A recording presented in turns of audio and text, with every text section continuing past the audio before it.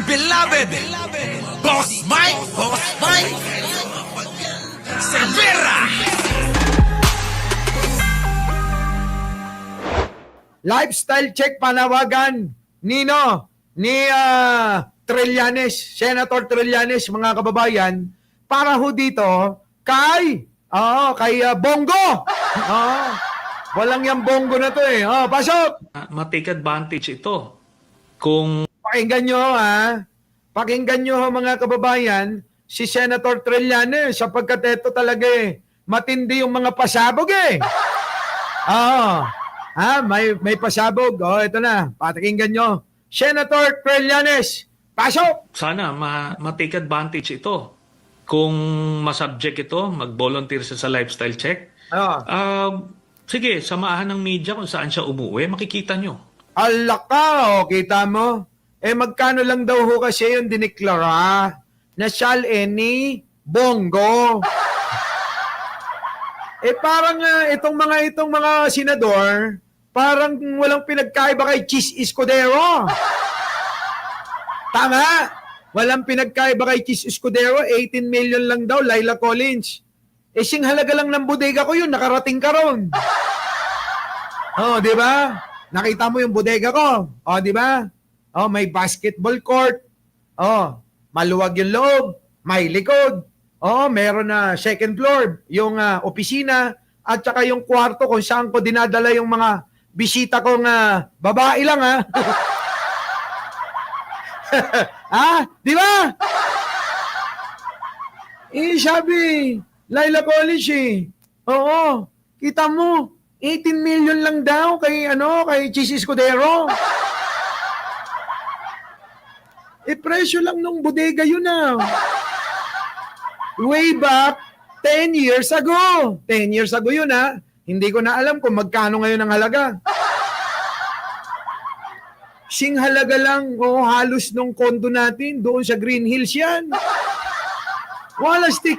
Kaya nga tanong ko mga kababayan, ano ba? Mas mayaman ba ako kay Chis Escudero? Chis! Baka naman. Baka makulong ka. Kung mas mayaman pala ako sa iyo, baka pwede na rin sa akin si Hart,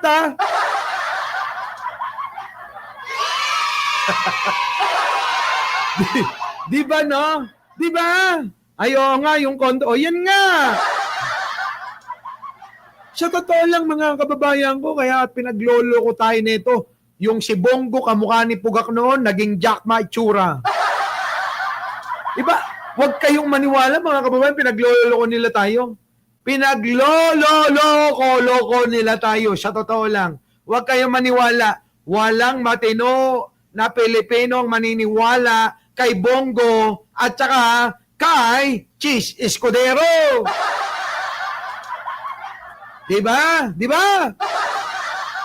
Hayop na yan, 18 million? Shall in? Putik na yan. Tapos magre-regalo 50 million. Wow, $1 million na. Ano yan, Boss Mike? Diamond? Ng pating talaga, oo. Sige. Talagang kikilabutan kayo kung gaano karangya ang pamumuhay niya ni Bongo. Tapos ito alam niyo ba nung una sinasabi palagi ni Duterte na etong si Bongo ay bilyonaryo. Sinasabi niyan. Totoo yun! Hindi po ba? Hindi po ba kayo nagtataka isang bilyonaryo? Nasa gedli-gedli lang siya. Totoo naman Lagi niyang sinasabi yan, mga kababayan. Sana all. Thank you naman, Evelyn Calison. Thank you, Sana all, Hindi ba pwedeng lahat ng kulay ng nyo, green naman, Di ba, Grabe. Sinasabi na, mina-mind condition na yung mga Pilipino na si Bongo, mayaman, bilyonaryo. Pero tignan nyo yung mga itsura niya noon, mga kababayan, daig pa niya nagtitenda, ng bakal. Sa totoo lang, hindi nalalayo siya nagtitinda na namimili ng bote Jario Garapa. Tapos bilyonaryo yung itsurang ganun, mga kababayan. Yung damit noon, mga kababayan, ha? Generic lang. Hindi nga makasuot ng Calvin Klein. Ang sinuot na damit, mga kababayan, oo, alam nyo kung ano? Naka-blue corner lang. At binili niya yung sale pa. Buy one, take one. Hayop na yan, oh! Bongo! Hindi nyo ba napansin, mga kababayan ko? Yung kulay nyo, minsan ang mga suotan, oh. Yung pantalon, mga kababayan, oo, Prigo. Yung t-shirt, mga kababayan, blue corner, minsan, oo. Eh siguro, oo, naambunan, ano, bumili ng bench. Naka-buy one, take one yun. Oh! Di ba? Tapos ngayon, nakikita nyo naman, oh, naka-Levi's na, oh, Levi's na. Naka-Levi's na si Dodong, mga kababayan, oh, Levi's yung damit na ganyan, oh. Oh. Eh yun, mga kababayan, eh, siguro, eh, wala nang makitang medyo may forma-forma na. Bilang senador, kailangan mag-level up na. Levi's na tayo. Kaya kung makikita nyo, naka-long sleeve, ganon, ano? Naka-long sleeve, naka-Sahara. Di ba? Naka-Sahara ng, ano, ng long sleeve. Uy, mag-like na kayo. Si Aichang nagre-reklamo, no? Mag-like na kayo! Ano? Wala pa siya kalahati daw. O sige, ano? Sa media, bakit naging bilyonaryo si Bongo? Nga. Buong buhay niya simula nung nag-graduate yata yun, executive assistant na ni Duterte. Oo nga, kita nyo, naging alalay, utusan. In other words, aso-asuhan.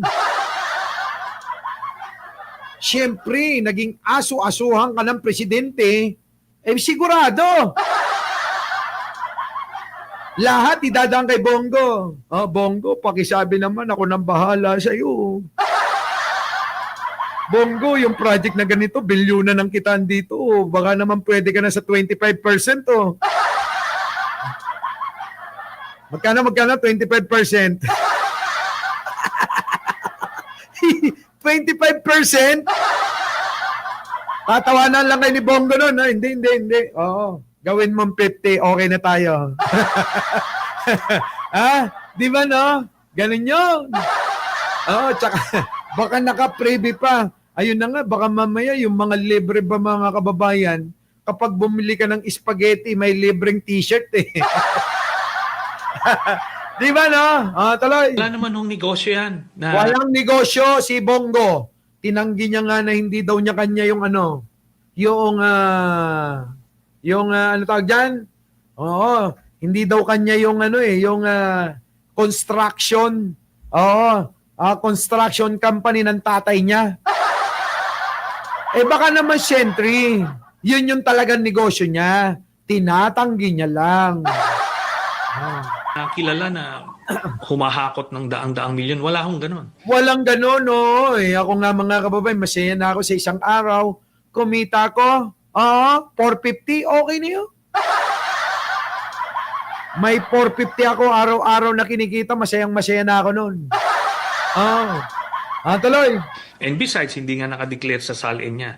So, ito ngayon, gusto nilang, kumbaga, in a way to explain kung saan yung mga magagarang bahay at mga kotse, kung saan ang gagaling yun. Pero, since dineclare niya na 32 million, stuck na siya doon. Oo, stuck na siya doon kasi na-declare niya na eh. 32 million lang mga kababayan. Alam mo yan. Laila Collins, alam mo yan. Siguro yung 30 million, pag pinagsama-sama ko yung aking mga asset and wala akong liability. Wala akong liability. Wala akong utang. Wala. Ako yung taong walang utang. Marami may utang, oo. Mga kababayan ko, pag pinagsama-sama ko, 30 million, Mas mayaman pa ako kay Bongo. Hayop na yan, kalokohan talaga yan. Kalokohan, maniwala kayo, niloloko nila tayo. Hindi ko nga ma-afford kumuha ng bodyguard, hindi ko ma-afford kumuha ng driver. Oo. Ako lang nagda-drive mag-isa. Noon. Oo, totoo yun. May driver ako, may bodyguard ako. Kasi nga mga kababayan, kung saan-saan ako pumupunta. Before pandemic, before pandemic. Wala, hindi ako natitigil mga kababayan. Kaya nga magpasalamat din tayo minsan sa pandemic Nagkakilala tayo, di ba, Laila Collins? Kasi, kung hindi nagkaroon ng pandemic, malamang mga kababayan, ang may kilala sa akin, si Obama. Si Trump, yan yung may mga kakilala.